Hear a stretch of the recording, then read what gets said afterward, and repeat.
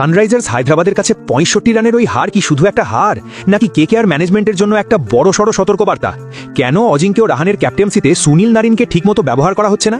কেন নারিনকে ৭ বা ৮ নম্বরে নামিয়ে তার ধার কমিয়ে দেওয়া হচ্ছে? আজকের ভিডিওতে আমরা এই সব কিছু নিয়ে একদম সহজ ভাষায় আলোচনা করব। ভিডিও শেষে এমন একটা পয়েন্ট বলবো যেটা শুনলে আপনিও বলবেন হ্যাঁ এটাই হওয়া উচিত ছিল। তাই ভিডিওটা একদম শেষ পর্যন্ত দেখুন, কারণ মাঝপথে ছেড়ে দিলে আসল রহস্যটাই মিস করবেন। বন্ধুরা, আপনারা যদি কেকেআরের সত্যিকারের ফ্যান হয়ে থাকেন আর মন থেকে চান যে পরের ম্যাচে কেকেআর ঘুরে দাঁড়াক, তাহলে এখনই ভিডিওটাতে একটা লাইক দিয়ে কমেন্টে বড় বড় করে লিখে দিন আমি কেকেআর।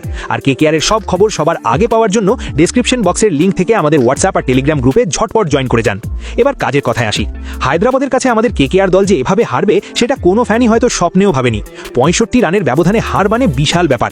আর এই ম্যাচটা দেখার পর একটা প্রশ্ন বারবার মনে আসছে, গৌতম গম্ভীর যখন মেন্টর বা ক্যাপ্টেন ছিলেন তখন নারিনকে যেভাবে ব্যবহার করা হতো, রাহানে কি সেটা করতে পারছেন? উত্তরটা হলো না, একদমই না। দেখুন, সুনীল নারিন কিন্তু জন্মগত ব্যাটার নন, তিনি একজন জাদুকরী বোলার।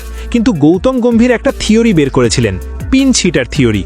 গম্ভীর জানতেন নারিনকে যদি ওপেনিংয়ে পাঠানো যায় আর ফিল্ডাররা যখন ৩০ গজের ভেতরে থাকে, তখন নারিন যদি চোখ বন্ধ করে ব্যাট চালিয়ে ২০-২৫ বলে ৪০-৫০ রান তুলে দেয়, তবে সেটা দলের জন্য বোনাস।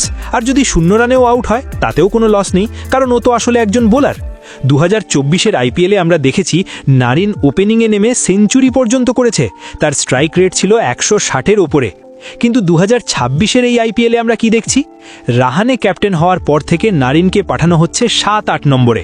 ওই সময় মাঠের চারদিকে ফিল্ডাররা ছড়িয়ে থাকে, নারিনকে তখন বাধ্য হয়েই প্রতি বলে মারতে হয়, আর তখনই তিনি আউট হয়ে যাচ্ছেন। পাওয়ার প্লেতে নারিন যতটা ভয়ঙ্কর হতে পারেন, শেষের ওভারগুলোতে তিনি ততটা কার্যকর নন। এখন কথা হচ্ছে অজিঙ্ক্য রাহানে সম্পর্কে। রাহানে খুব ভালো প্লেয়ার, কিন্তু তার ব্যাটিংয়ে একটা বড় সমস্যা দেখা দিচ্ছে। তিনি পেস বল ভালো খেললেও স্পিনার এলেই আটকে যাচ্ছেন। বিপক্ষ দল এটা খুব ভালো করেই জানে, তাই রাহানে ক্রিজে থাকা মানেই তারা স্পিনার নিয়ে আসছে, আর রাহানের রান না করতে পেরে আউট হয়ে যাচ্ছেন। এতে পাওয়ার প্লের সুবিধা কেকেআর একদমই নিতে পারছে না। একজন কেকেআর ফ্যান হিসাবে আমার দাবি খুব পরিষ্কার, নারিনকে আবার ফিন অ্যালেনের সাথে ওপেনিংয়ে পাঠানো হোক। রাহানে বরং ফার্স্ট ডাউন বা সেকেন্ড ডাউনে আসুক। নারিনকে শুধু একটা কথাই বলা হোক যে যাও আর ব্যাট ঘোরাও। গত ম্যাচেও দেখুন, নারিন মাত্র ৩টে বল খেলেছে, তার মধ্যেই ২টো পরপর ছক্কা মেরে দেখিয়ে দিয়েছে যে তার মধ্যে এখনও সেই ধার আছে। ও যদি ২০টা বল খেলে তাহলেই খেলার মোড় ঘুরে যাবে। ও রাহানের মতো অত বল নষ্ট করবে না, মাঠের বাইরে বল পাঠানোই হবে ওর কাজ। ভাবুন তো, একদিকে ফিন অ্যালেন আর অন্যদিকে সুনীল নারিন, পাওয়ার প্লেতে বোলারদের অবস্থা কি হবে? কেকেআর যদি আবার সেই পুরনো দিনের মতো ফিরতে চায়, তবে নারিনকে ওপেনিংয়ে আনা ছাড়া আর কোনো সহজ রাস্তা নেই।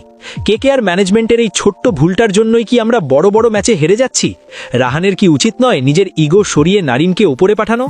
আপনারা কি মনে করেন, ফিন অ্যালেনের সাথে কি নারিনকেই ওপেনিংয়ে নামানো উচিত, নাকি রাহানেই ওপেনিংয়ে ঠিক আছেন? আপনাদের মূল্যবান মতামত অবশ্যই কমেন্টে জানান, কারণ আপনাদের একটা কমেন্ট অনেক বড় প্রভাব ফেলে।